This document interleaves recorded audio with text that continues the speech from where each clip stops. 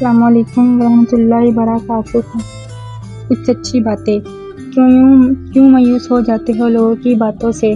کیا تم نہیں جانتے تمہارے بکھرے وجود کو سمیٹنے والا تمہارا اللہ تمہارے ساتھ ہے؟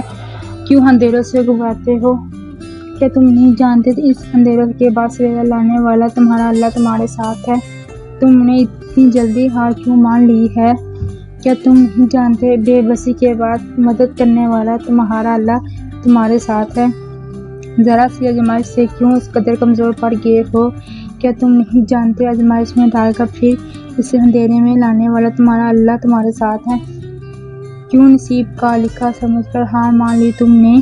کیا تم نہیں جانتے دعاؤں سے نصیب کے ہونے کو بھی بدلنے والا تمہارا اللہ تمہارے ساتھ ہے؟ کیوں ادھورے خوابوں کو ناممکن سمجھ بیٹھے ہو تم؟ کیا تم نہیں جانتے نجوموں پر قدرت رکھنے والا تمہارا اللہ تمہارے ساتھ ہے؟ پیارے دوستوں، اللہ کی ذات پر کبھی مایوس نہیں ہونا چاہیے۔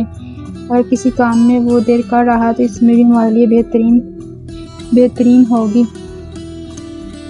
ہماری ویڈیو اچھی لگی تو لائک کریں، سبسکرائب کریں۔ شکریہ۔